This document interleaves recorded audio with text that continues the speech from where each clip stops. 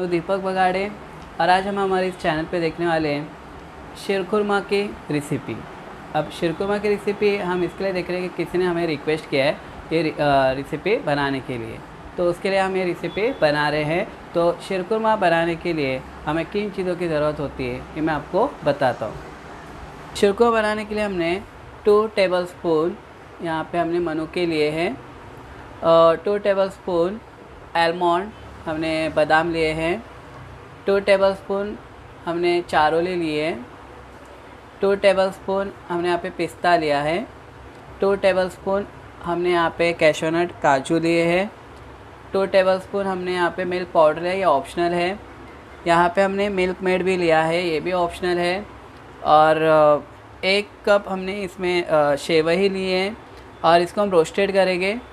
1 cup हमने शक्कर लिया है, शक्कर हमने कम इसके लिए लिया है क्योंकि हम इसमें मिल्क मेड और मिल्क पाउडर डालेंगे तो ये ऑलरेडी मीठा रहता है, इससे हमने शुगर कम लिया है। घी लिया है हमने और 1.5 लीटर दूध। तो हमने देखो इस कढ़ाई के अंदर हमारा दूध पकने रखा है। जितना हमारा दूध पकेगा, जितना गाढ़ा होगा, उतना हमारा शीरखुरमा बहुत ही टेस्टी बनता है। अब हम इस दूध के अंदर कुछ मनुके जो हमने लिए हैं 2 टेबलस्पून वो डाल देंगे।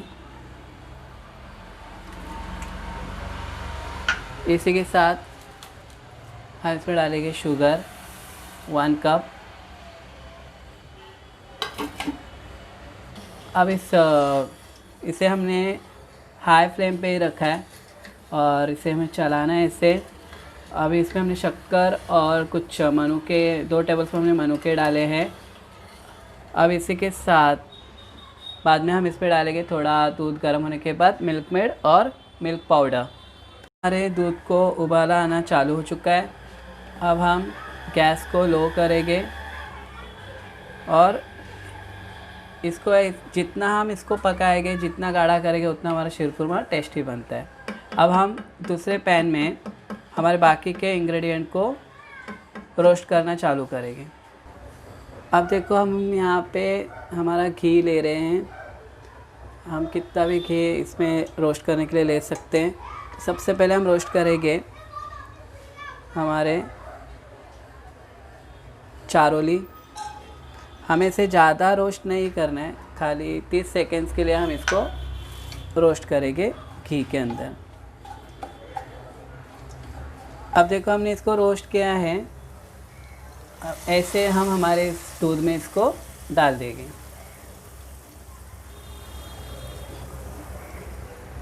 अब इसी तरह हमारे बाकी के चीज़ों के हमें रोस्ट करना है।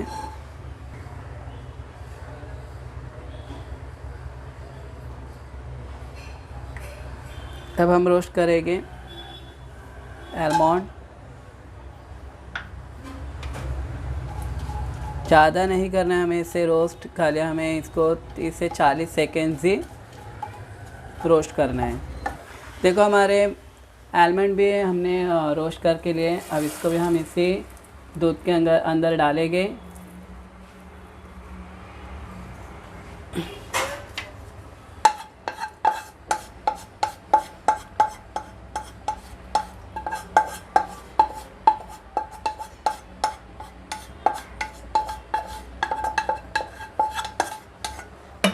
फिर से हम थोड़ा घी ले रहे हैं।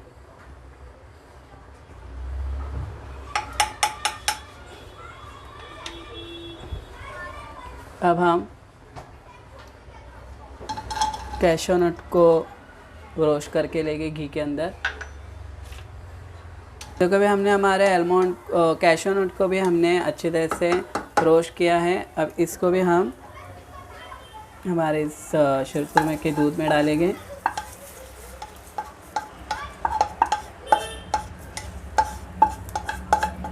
अब और थोड़ा सा हम घी ले रहे हैं। अब इसमें हम हमारे पिस्ता रोस्ट करके लेंगे।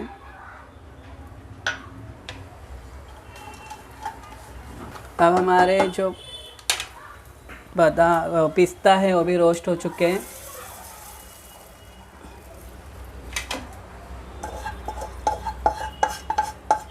अब हम हमारे सेवइयों को रोस्ट करके लेंगे।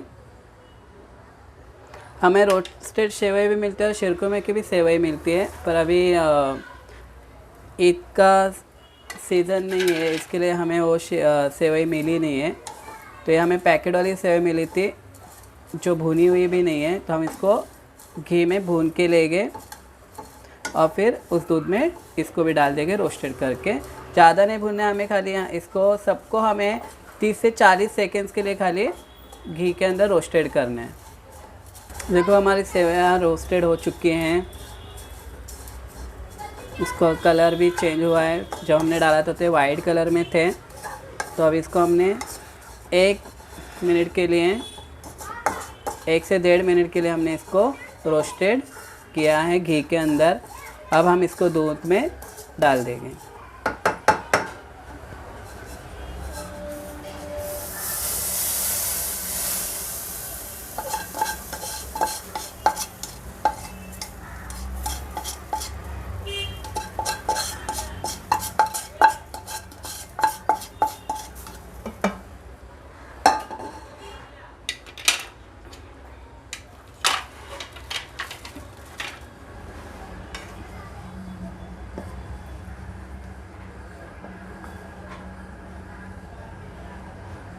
हम इसमें मिल्क पाउडर डाल रहे हैं।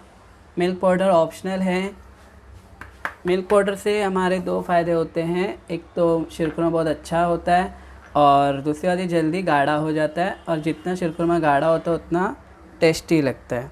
अब इसको हम जल्दी घुमा के ले रहे हैं, नहीं तो फिर हमारे मिल्क पाउडर के लम्स तैयार हो जाएंगे।